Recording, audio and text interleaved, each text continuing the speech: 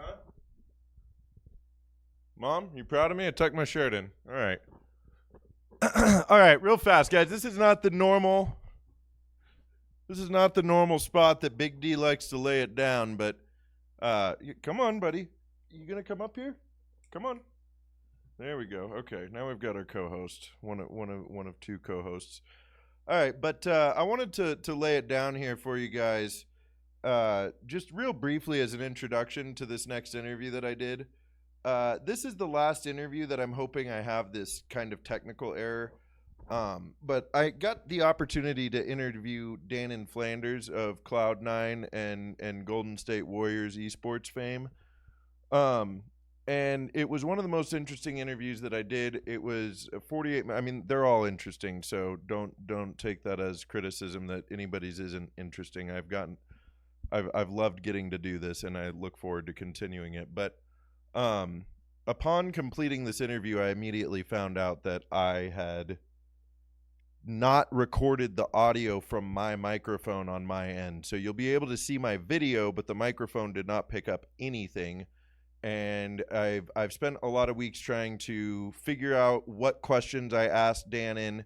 I got all of Danan's answers and everything, but because of the fact that the nature of this whole thing that I'm doing is meant to be a casual conversation about esports and Counter-Strike and just kind of thoughts about it, I don't have a set list of questions to go back and look at. And listening to the video, I cannot actually come up with anything, and then I stress myself out about getting it done, and it sits on the back burner. And I'm sure other people go through that kind of thing, but I wanted to get it out there. This is the only part where you're actually going to hear me talking. So this is just Danan's audio and the video. I hope you guys enjoy the video. You can still see me in my Cloud9 jersey to, got to support the team out there. Bring him back. Anyway, that's another. We won't go there right now. But I just wanted to admit my mistake and say I'm really sorry for not having my audio or not being able to put questions on screen. Danan has a ton of very, very interesting things to talk about as far as esports, the history of how he got started with Cloud9, building a major winning team, and just the future of Counter-Strike. And he's already told me he'll come back and do this again. We have a lot of fun. We had a lot of fun chatting, and he obviously had a lot of fun getting to hang out in his beanbag. So without further ado, I think that's long enough hearing from me and my mistakes. I really appreciate anybody that watches these. This is the only bit you'll get to hear me talk right now. But without further ado, please enjoy Laying It Down with Big D featuring Danan Flanders. Yeah, sure. No, God, where to start? Probably you should talk about Counter-Strike related things, right? That probably makes sense. I am most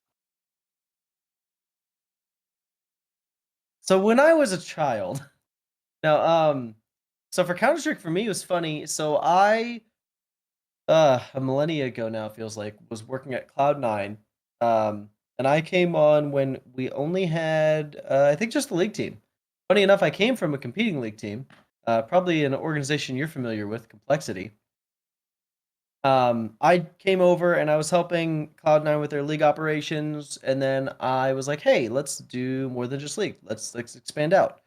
As part of that expansion, we started touching on a handful of first-person shooters, obviously Halo, Call of Duty, and then obviously very publicly and visibly there was Counter-Strike. Probably 1 or 2 years into the Counter-Strike project, I got a little bit more hands-on than I had been initially. And that is probably where people are most familiar with my work in Counter-Strike.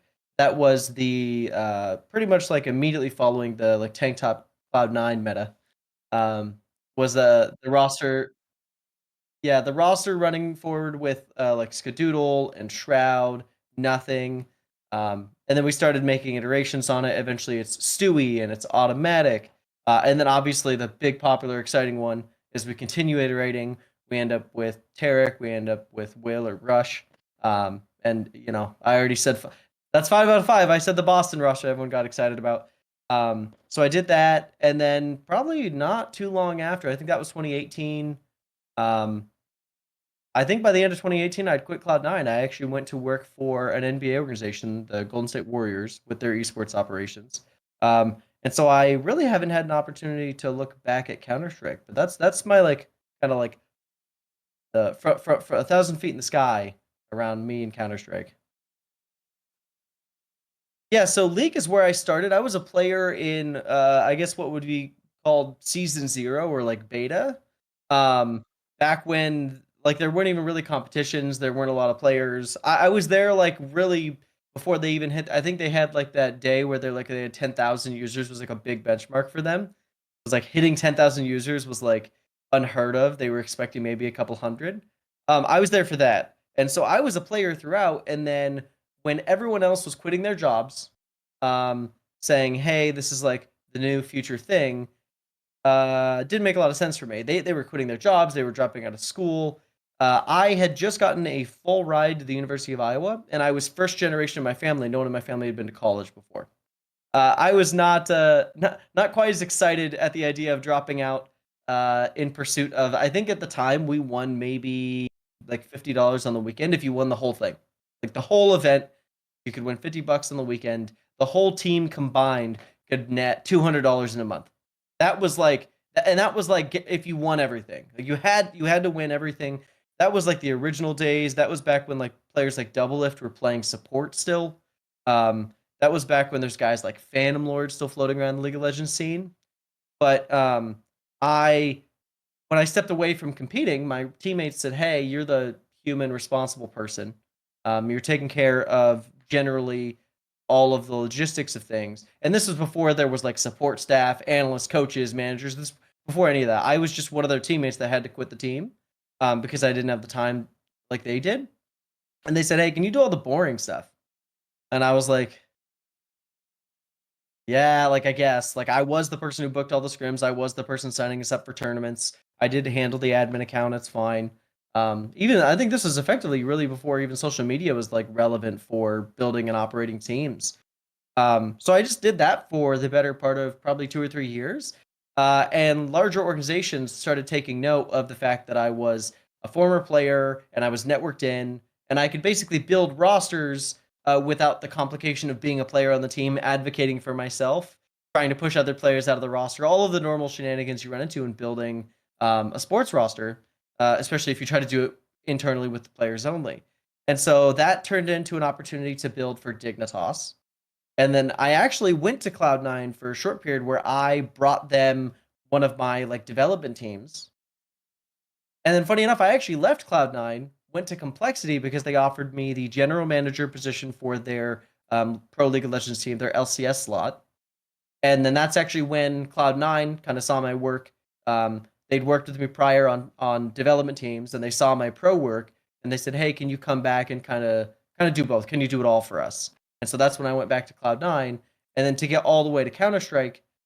Basically, we just had a lot of success. Like everyone's familiar with the early days of Cloud9.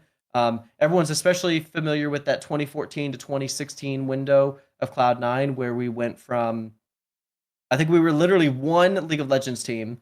I expanded us to two, got us into Hearthstone, went into Dota, went into Smite, Halo. I mean, that's like the natural progression back then.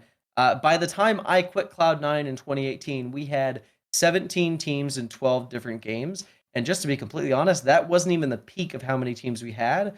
That was probably pretty close.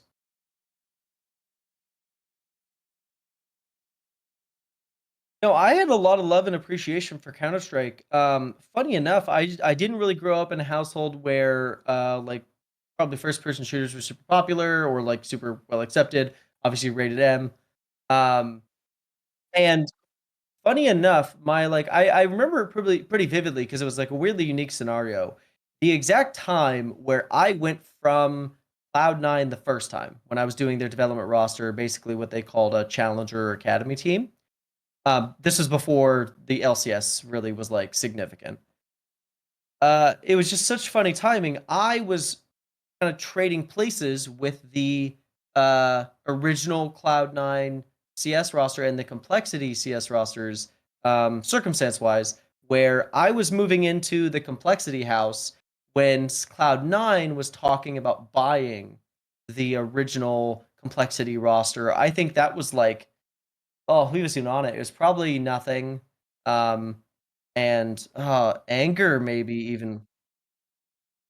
I don't know if Shroud was there yet. Was Shroud on complexity back then?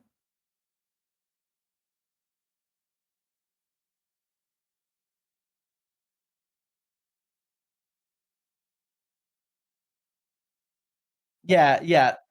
Well, and that's what's funny because that was like ultimately kind of a short-lived initial venture in that like that entire roster rotated out except basically for Jordan over time.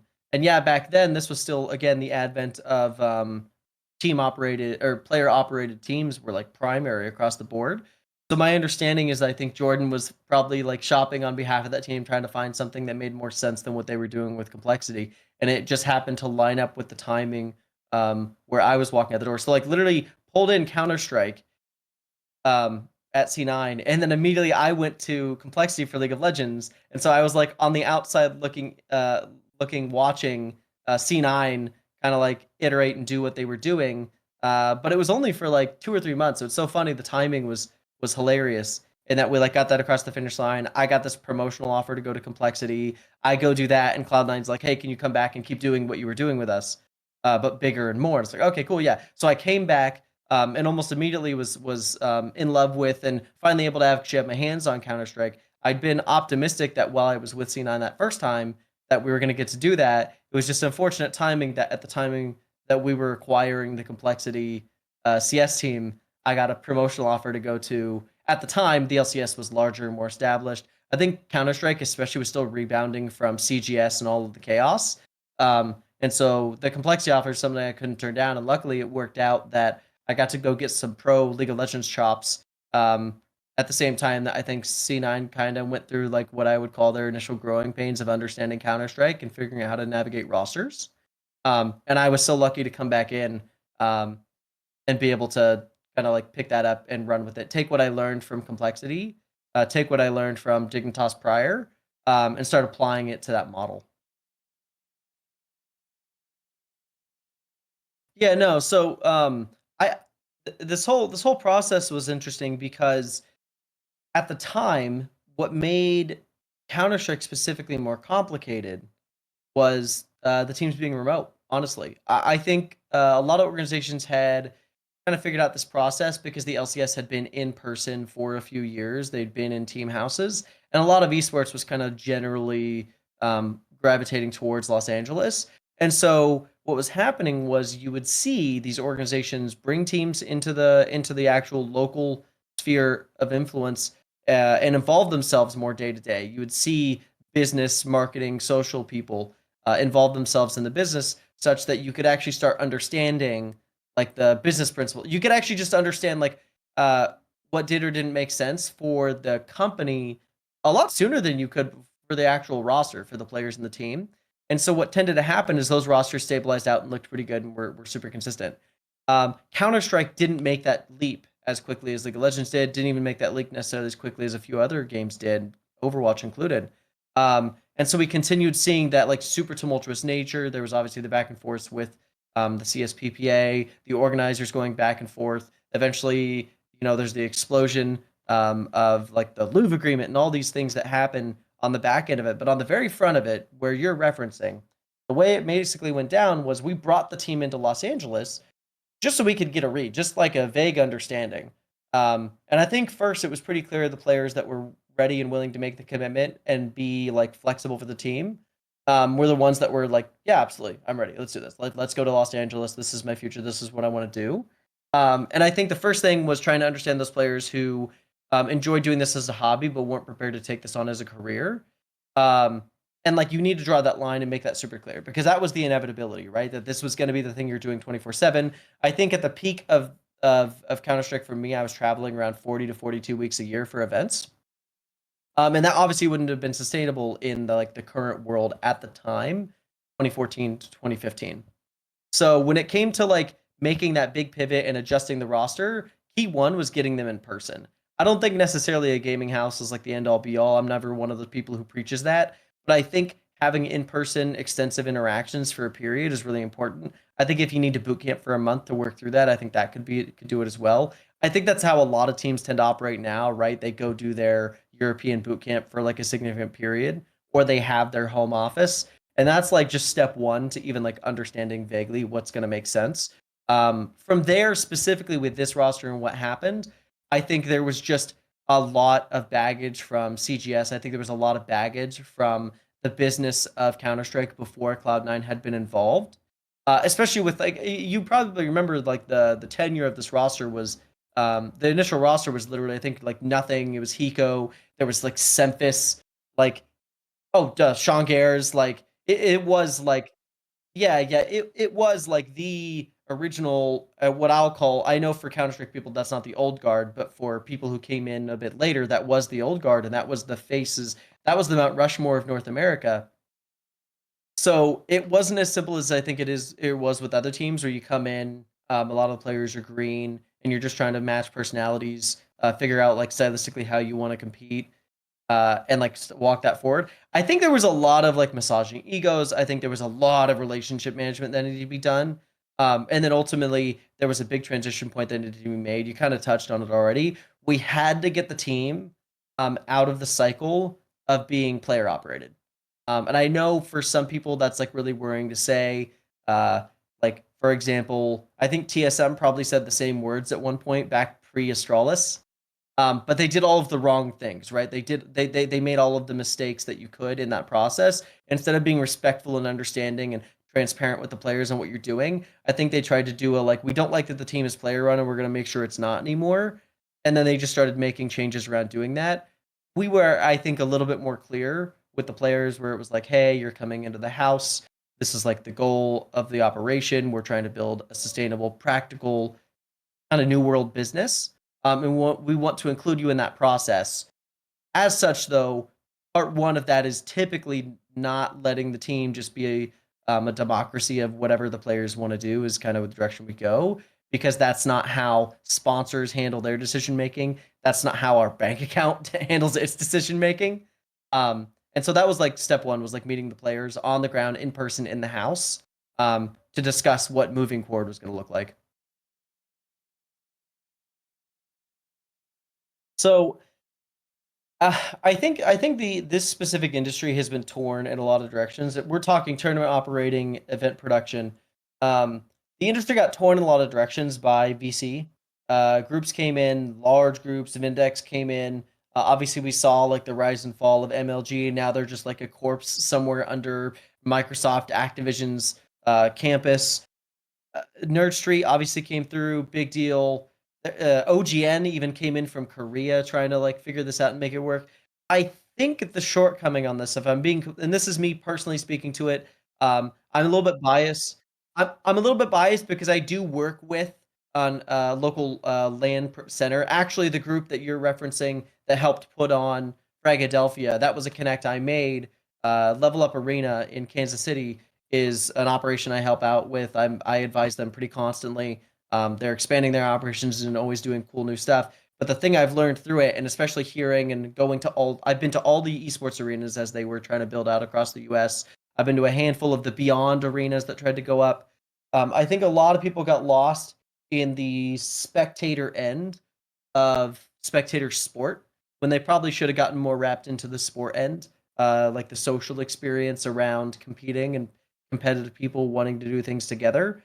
The thing I think has been working better more recently has been getting controllers in hands and screens, computer screens, keyboards in front of the actual people in attendance. I don't think it's sustainable or practical, except in really exceptional circumstances like the LCS arena in LA, or perhaps the I, I know there's the arena in France, the League of Legends arena there that they're operating, but from like a day-to-day, consistent week-to-week product, I don't think it makes sense to try to do 3,000 people in seats in front of a stage.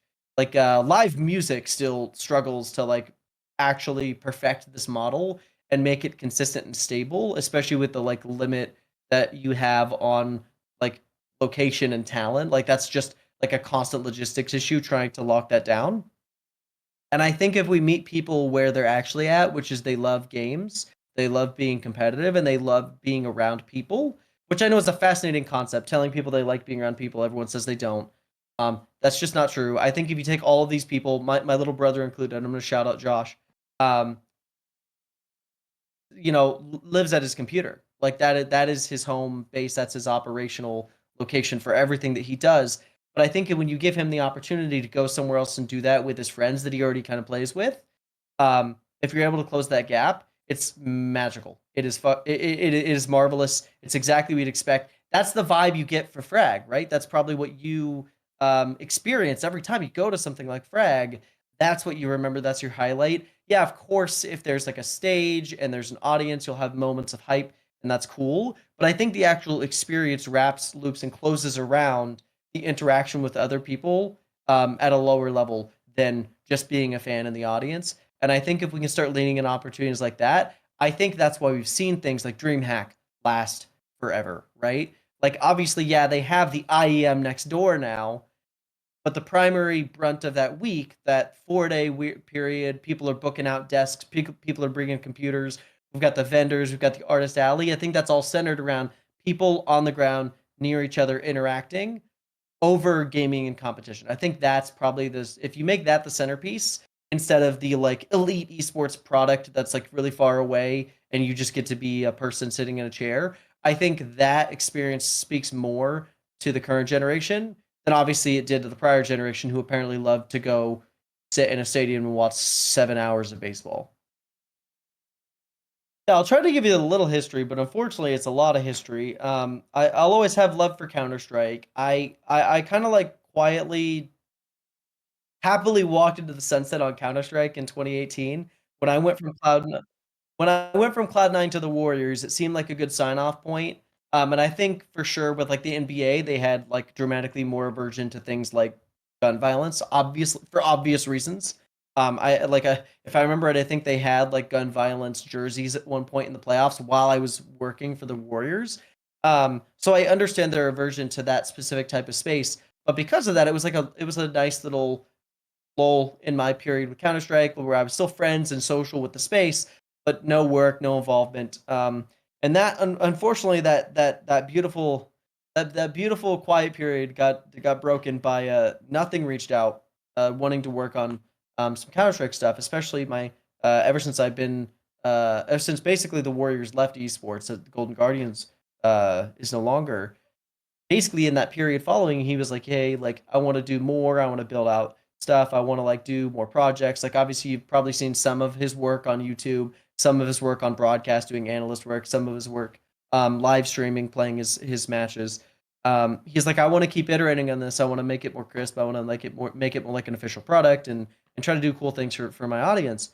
And so one of the things we came up with was, well, let's take a page out of Flom's book. Let's do like a mythic esque collection of friends who play open. This could be fun. You can stream the practice, you can stream the matches, just have a good time. The stakes are low. It's going to be against players who obviously aren't going to be super coordinated, so we don't need to practice. And I think we got a little lucky in the timing and the circumstance with Steel's unban being confirmed at the same time that therefore like theoretically Brax's unban is confirmed at the same time that like I was still close and social with Skadoodle, who wanted to look at and understand what Counter Strike 2 might be for him if he decided to play it. And then we were able to round that roster off with Polo, Marco, another Counter Strike streamer.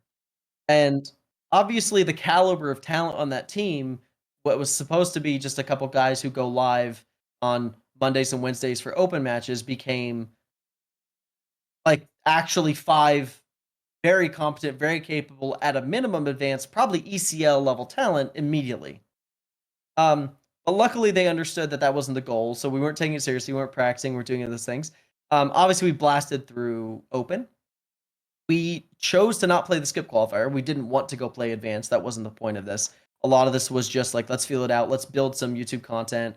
Let's just have some fun with some friends. This is really a callback to our experience in Counter Strike together in the past, and just having an excuse to play together and be around each other.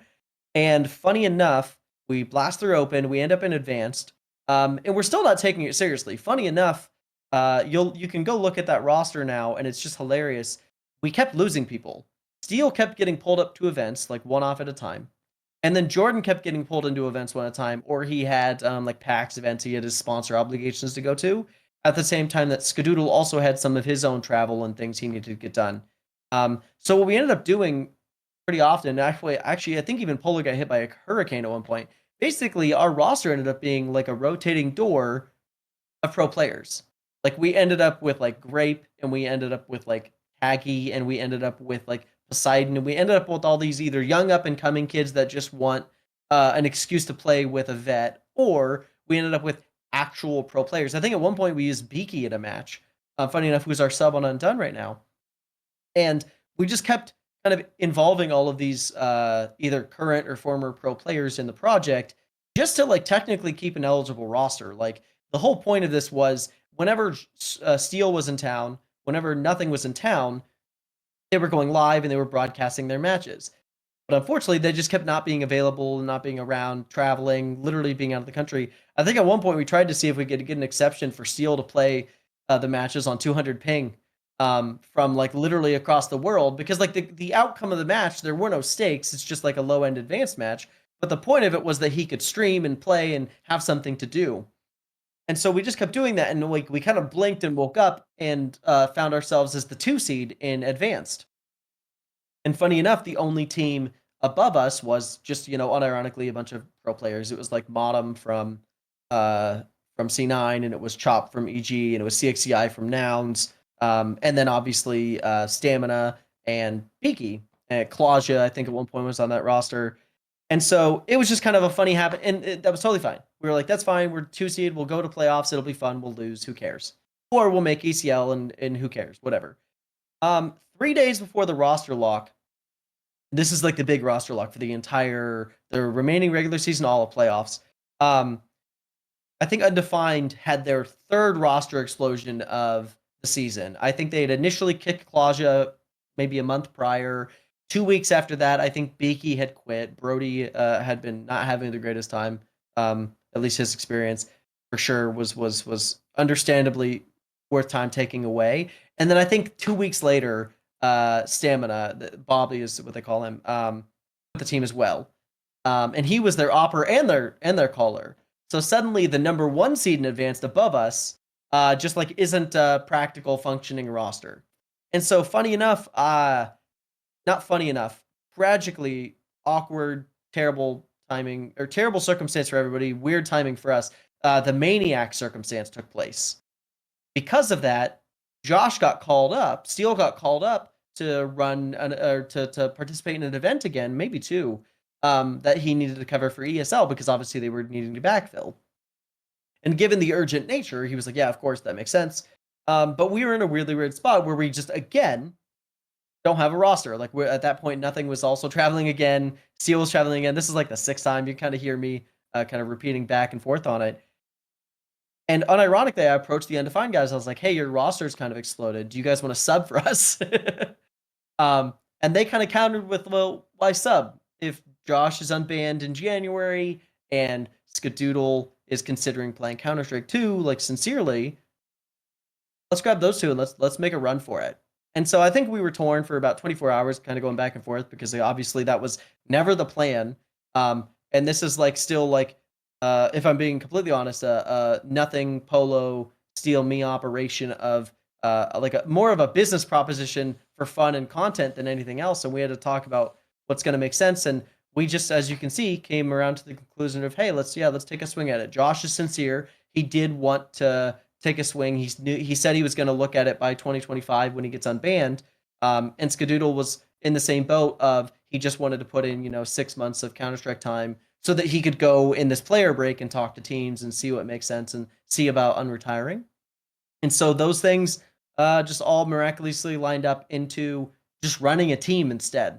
And so suddenly we're undone. I give us a cute little rebrand. Yes, I made the logo. Please, no criticisms. I'm not a graphic designer. I'm not like formalizing this as a company. There's no LLC. This is just me trying to help some friends out. But now, yeah, we're real. We're qualified for ECL. I took on 3 actual pro players Brought them alongside Steel and Skadoodle, who are obviously pro players, have been for a long time, very capable. Um, and we're looking to get signed. We're looking for an organization. We wanna climb to the top of Counter Strike, and I think we have a big opportunity to do that. I like legitimately. I wouldn't state this, and I wouldn't put this on my social channels, and I wouldn't be so outspoken about it if I didn't think that's genuinely a real opportunity for these guys.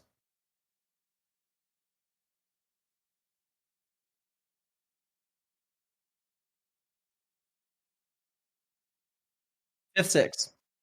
Yep. There's no fifth tiebreaker. So yeah, fifth, six. And that was with a substitute, by the way. We were missing our opper, and yeah, we're missing a very significant part of our team. I don't even have to be shy about it. I told both Energy and Nouns to their face. I think if we had Tyler, I think they would lose. I think we were the better team at that event. In that circumstance, we just obviously were backfilling. Taggy did a fantastic job. Shout out to Taggy for um, driving over on immediate short notice to play the matches with like I don't know maybe like 4 hours, 6 hours notice before a match. Um, Massive appreciation to him. But yeah, I think that was honestly our event to take.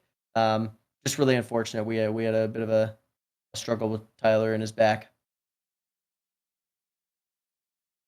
Yeah, so there's actually two parts to this. First part is we weren't going to Frag. We had no intention of attending Frag. Like I said, we were like a content stream team.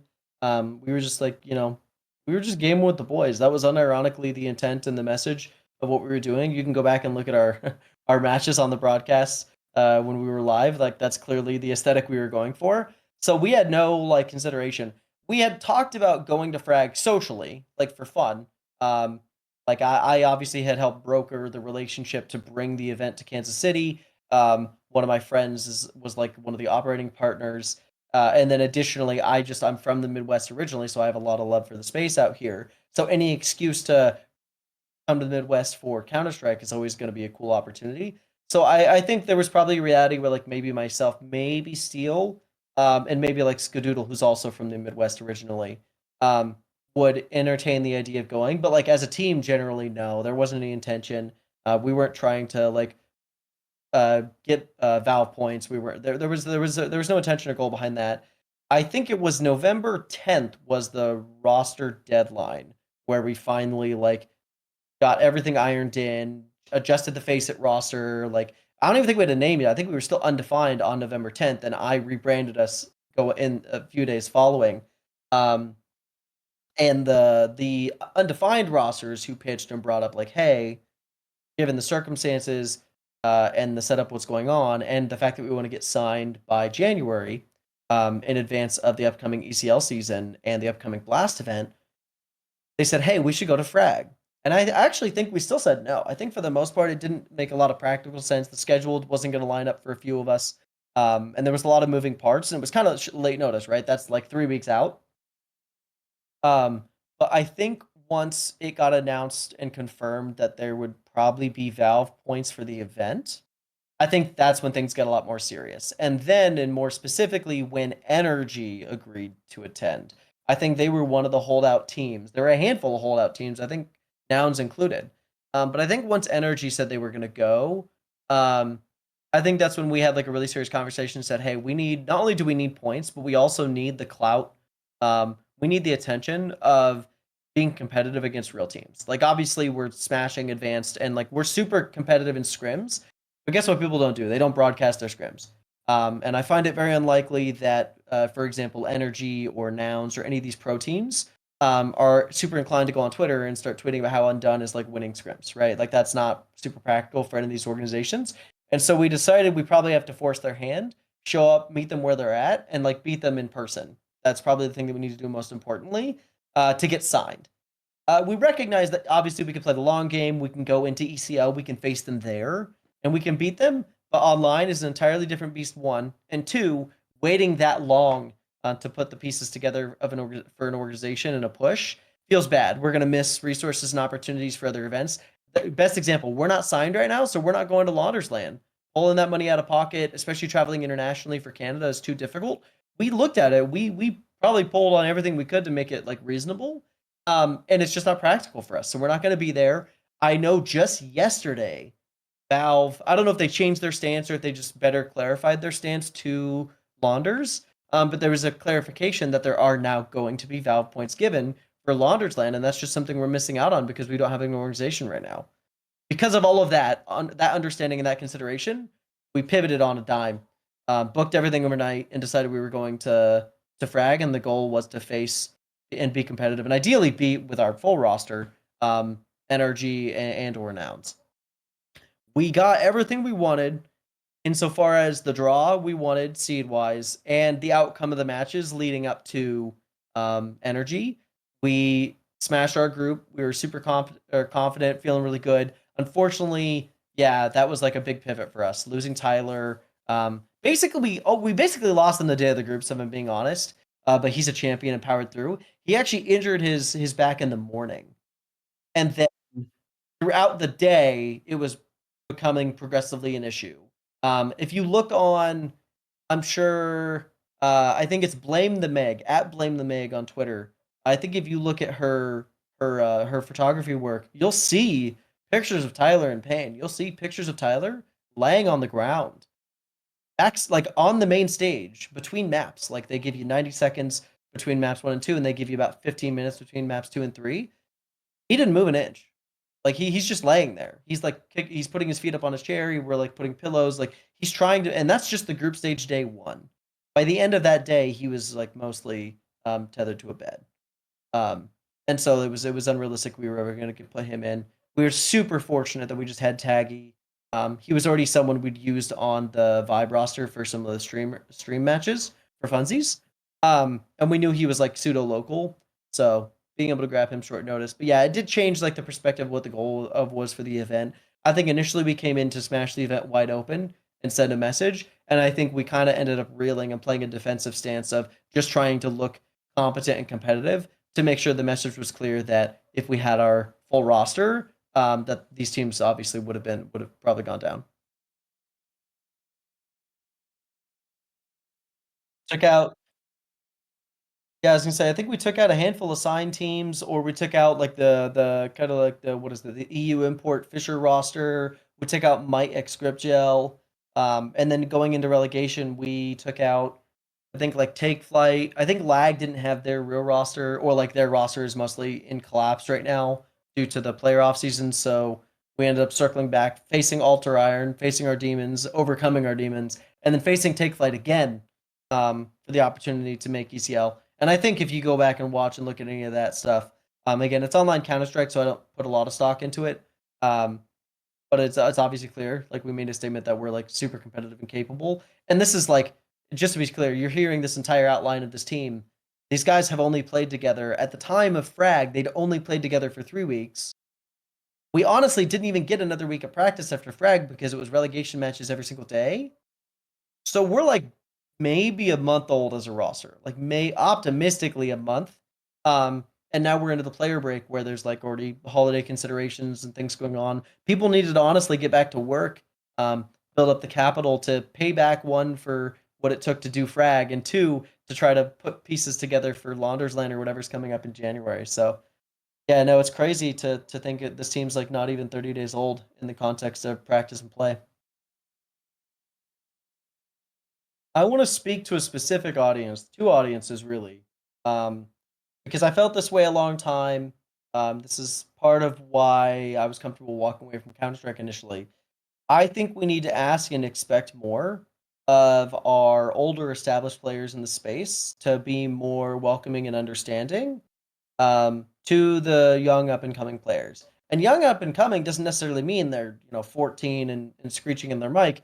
That could be like a 22-year-old player who is in a region with a smaller population base than Europe, with a smaller core pro players because a lot of them vacated out to games like Valorant, um, and is in a region where individuality and being independent is a strength. And so a lot of those older core players to the identity of our region, um, in my opinion, kind of turn their back on the space, right? Like I think it's unfortunate that I listed probably a lot of players in this interview, and probably 90% of them don't touch Counter Strike, don't involve themselves in the space whatsoever. and aren't super motivated to keep playing. Props to players like Nothing. Props to players like Steel, Skadoodle, these guys who still have the patience and the fortitude and the optimism to like talk and work with these kids to make a new generation. I think there's always been complaints, even when I was doing Counter Strike 2015 to 2018, that the quality of FPL in North America is low, or back then ESEA rank S um, is low, and it's always going to be like that. And I just don't think that's the case. I think there's a lot of really good players that are super capable. I think we have to give them more space. We have to be more understanding. We have to recognize that, yeah, they're going to be a bit of a nightmare of a personality in the world they're growing up in now, especially in the America we have now, and the like individual nature of our region relative to other ones is going to make a different personality type. They're not going to roll over, and they're not just going to say okay, but that doesn't make them bad people. That doesn't make them bad players, and that does not make them unteachable. And I think if we can just focus on that, and I'll preach this, and I've been having this conversation a lot with Steele. I think if we can start ironing that into our middle to older generation of players, that they should be working to bring the younger players up with them, I think that would go a long ways. I also think this works a little bit in reverse. I think younger players, if you're looking for your opportunity, I think you just need to understand that the history and the experience isn't necessarily going to make them shoot you better. They're not going to have better hands than you. Um, but they have a lot they can teach you outside of that that is going to help you navigate, relationship manage, and give you opportunities to play. I swear these three kids that I'm working with on Undone are amazing kids who just haven't been given the opportunity and the right space with the right resources with someone either like myself or like Josh or like Tyler uh, to really highlight and help them excel. And I think we're doing that. And I think hopefully we can prove that. And I think you can take that model and I think you can apply it across the region. I would love to see resurgence in North American Counter Strike on the back of the younger players and the older players coming together and recognizing that we are still very competitive and very capable, but only if we want to be.